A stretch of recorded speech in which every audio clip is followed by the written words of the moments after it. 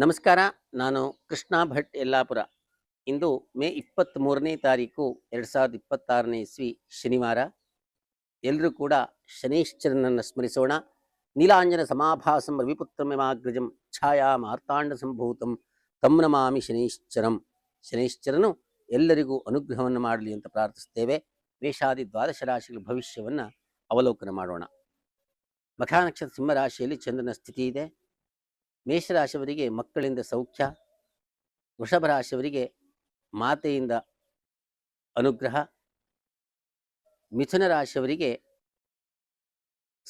ಸಹೋದರರಿಂದ ಸೌಖ್ಯ ಇದೆ, ಕರ್ಕಾಟಕ ರಾಶಿಯವರಿಗೆ ವಿಶೇಷವಾದ ಧನಲಾಭ ಇದೆ, ಸಿಂಹರಾಶಿಯವರಿಗೆ ಮೃಷ್ಟಾನ್ನ ಭೋಜನದ ಪ್ರಾಪ್ತಿ ಇದೆ, ಕನ್ಯಾ ರಾಶಿಯವರಿಗೆ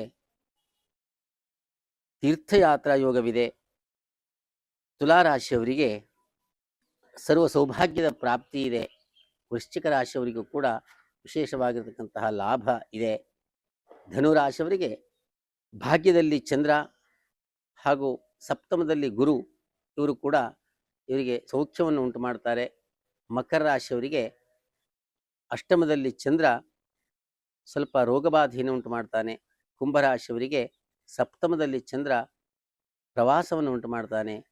ಮೀನರಾಶಿಯವರಿಗೆ ಷಷ್ಠದಲ್ಲಿ ಚಂದ್ರ ಮಾನಸಿಕ ಕ್ಲೇಶವನ್ನು ಒತ್ತಡಗಳನ್ನು ಉಂಟು ಮಾಡ್ತಾನೆ. ಶಿವನನ್ನು ಆರಾಧಿಸಿ, ನಿಮಗೆ ಒಳ್ಳೆಯದಾಗತ್ತೆ. ಸರ್ವೇ ಜನಾಃ ಸುಖಿನೋ ಭವಂತು. ಓಂ ಸ್ವಸ್ತಿ. ಪ್ರಪಂಚ ಪರ್ಯಟನೆ